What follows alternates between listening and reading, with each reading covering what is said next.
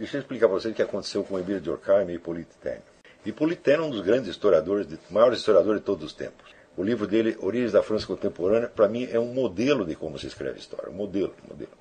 Raríssimas pessoas conseguiram entender, é uma história da Revolução Francesa, conseguiram entender a Revolução Francesa nos seus mecanismos interiores tão bem quanto Taine. Hoje se sabe muito mais do que ele sabia, claro, certo? Mas se sabe, em parte, graças a ele. E aconteceu que, desde o início, os admiradores da Revolução Francesa não gostaram muito desse livro, porque ele mostrava como foi que aquelas sociedades de pensamento, como se chamavam no século XVIII, conseguiram inventar um mundo fictício, uma espécie de mundo platônico das ideias, conseguiram se desligar totalmente da realidade da vida social francesa e inventar um monstrengo que em seguida tentaram aplicar, quer dizer, com os resultados mais desastrosos, porque a Revolução Francesa foi um fracasso em todo sentido, quer dizer, foi um negócio enormemente sangrento e que não deu nada. Depois o que aconteceu? Depois da Revolução veio a ditadura de Napoleão, daí Napoleão caiu, daí houve várias restaurações, revoluções, e não sei o quê, e assim ficou durante 100 anos. Quer dizer, a França ficou patinando no lugar durante 100 anos. Tá certo? E se você observa a trajetória da França depois disso, ela veio de queda em queda.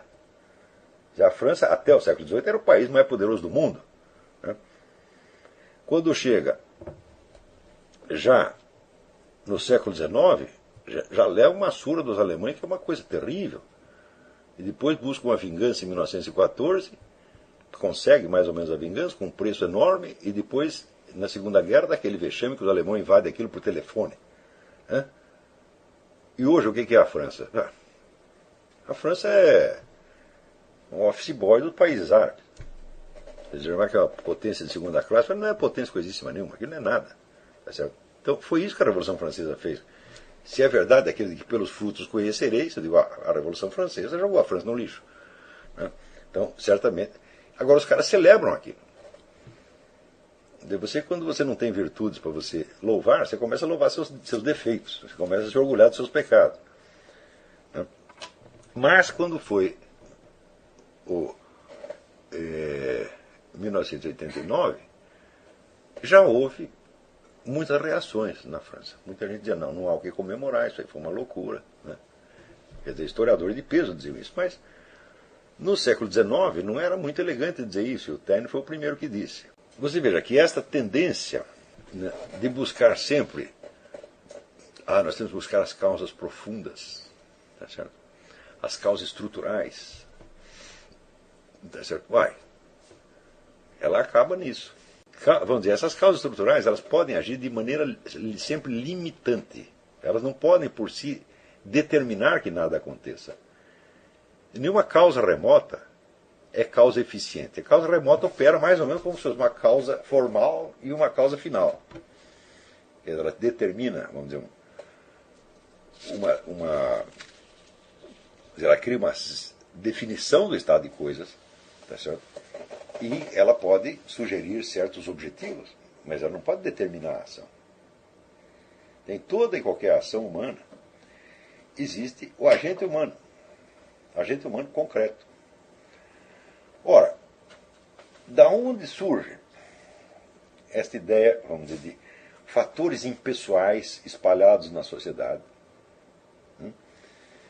e que teoricamente são as causas das coisas? Bom, se você estudar a origem disso, estudar pelo método do Taine, que ele até não estudou muito profundamente, mas teve um outro sujeito chamado Augustin Cauchin, que estudou com minúcia, você verá o seguinte, que no século XVIII surgem, sobretudo na França, as tais sociedades de pensamento.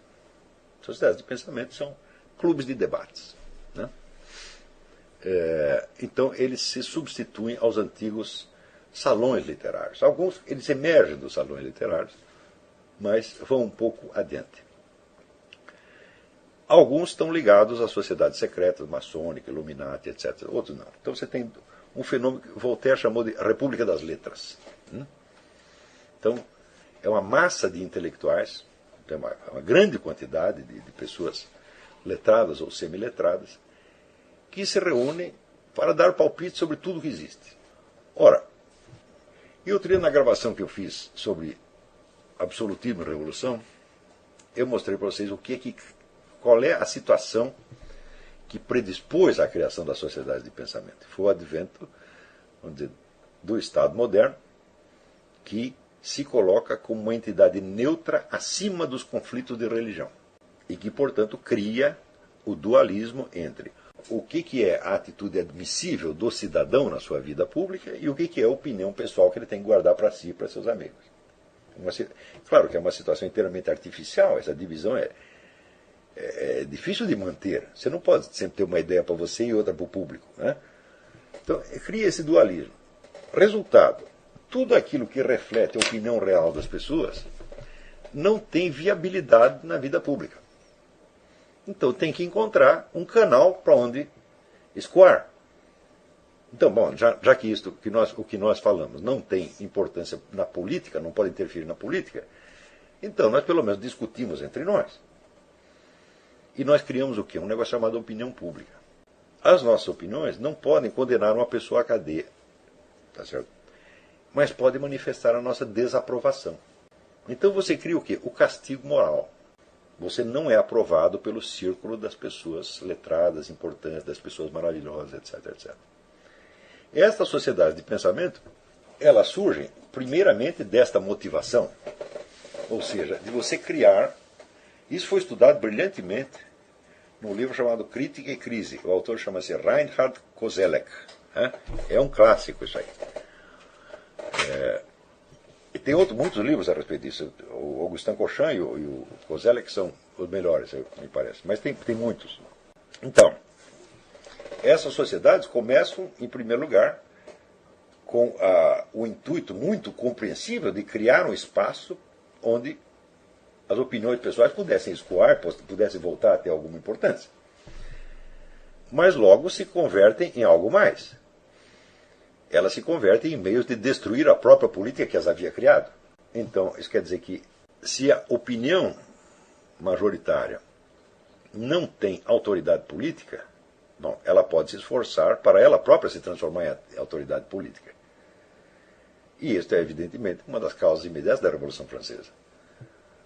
Quer dizer, a sociedade de pensamento, primeiro elas criam uma autoridade paralela, autoridade de ordem moral, que não pode mandar ninguém à cadeia e não tem poder político para exercer. Mas tem o poder moral, tem o poder cultural, e você pode fazer com que certas pessoas sejam mal vistas.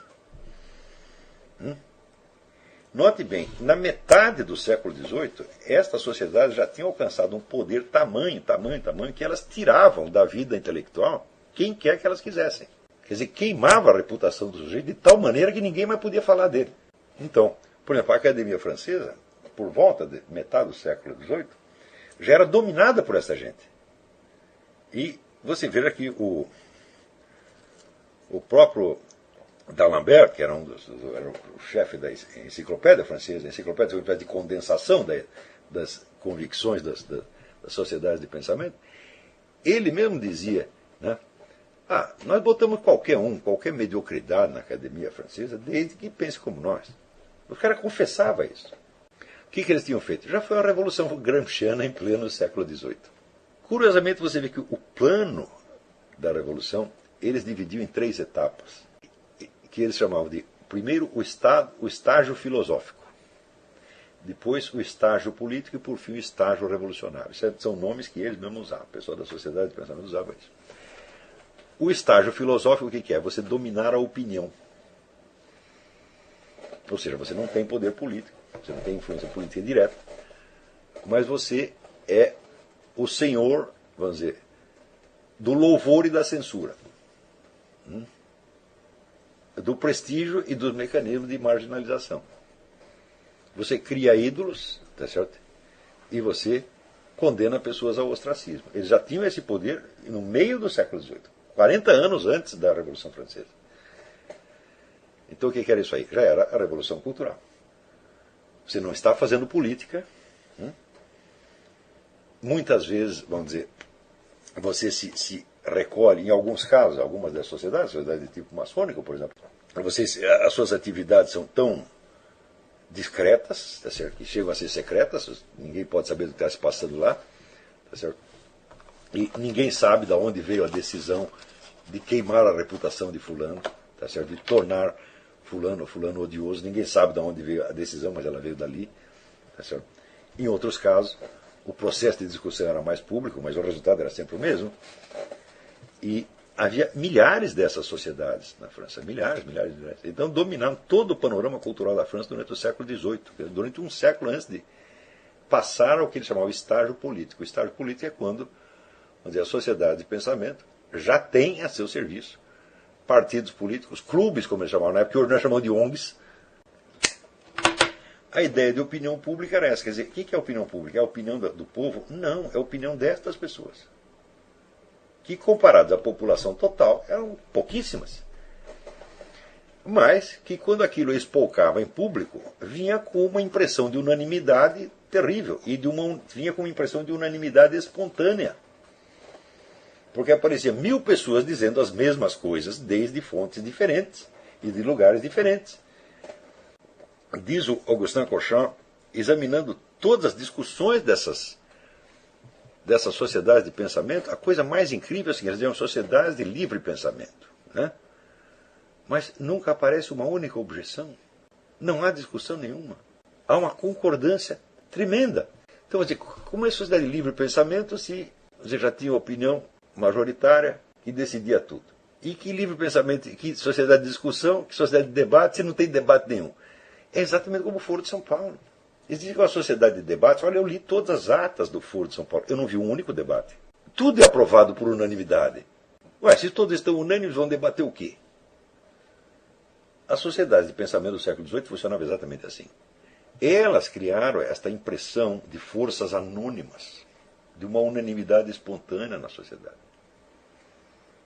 E, decorridos 100 anos, Emile Durkheim inventa uma ciência que vai tomar estas coisas como realidade e como seu verdadeiro objeto de estudo. Ou seja, é uma ciência inteira que nasceu errada. Claro que depois houve outros sociólogos que tentaram consertar isso e tal, mas a inspiração inicial da ciência foi uma empulhação, evidentemente. Durkheim não sabia que era uma empulhação, ele não tinha cabeça para isso, mas ele acreditou que essas coisas existem em si mesmas. Quando você vai ver, elas resultam apenas da ação humana organizada. Eu falei, qual é o método que funciona? É o método do Taine. O Taine explica, esse método explica até aquelas coisas que o Durkheim chama de fatos sociais. Não há um só fato social que não tenha surgido de decisões humanas. Às vezes essas decisões foram esquecidas, você não sabe de onde elas vieram. Muitas vezes o processo decisório vem camuflado. No caso onde você tem sociedades secretas, mais do que camuflado, é totalmente oculto. Você não sabe de onde veio. Mas quando passa um tempo, aparecem as atas, as discussões, etc., e você acaba percebendo. Isso quando a própria sociedade secreta, vendo o sucesso dos seus empreendimentos, não confessa que foi ela que fez tudo aquilo. Por exemplo, eu lembro quando teve a Revolução de 64, no 10º aniversário da Revolução de 64, os chefes da ordem maçônica desfilaram junto com os milicos. Por quê? Porque já tinha dado certo, já estava no poder, falaram, então agora vamos contar que fomos nós que fizemos. Ninguém prestou atenção. Eu prestei atenção. Então, quer dizer, se deu certo, a gente confessa que foi nós. Se não deu, a gente fica quieto e já aconteceu. É por isso que eu não acredito que a maçonaria tenha controle de nada que acontece, porque ela mexe em tudo. Tudo que está acontecendo, ela vai lá e dá um empurrãozinho. Pelo menos ajuda negativamente. Quer dizer, o sujeito está fazendo uma sacanagem, mas ele é nosso companheiro maçom, então nós não vamos falar nada, vamos deixar ele fazer a besteira que ele quiser. Tá certo? Então, alguma coisa sempre dá certo, você está entendendo? Então, ele sempre tem do que se gabar. E alguma coisa sempre dá errado e, portanto, eles têm o que esconder. Tá certo?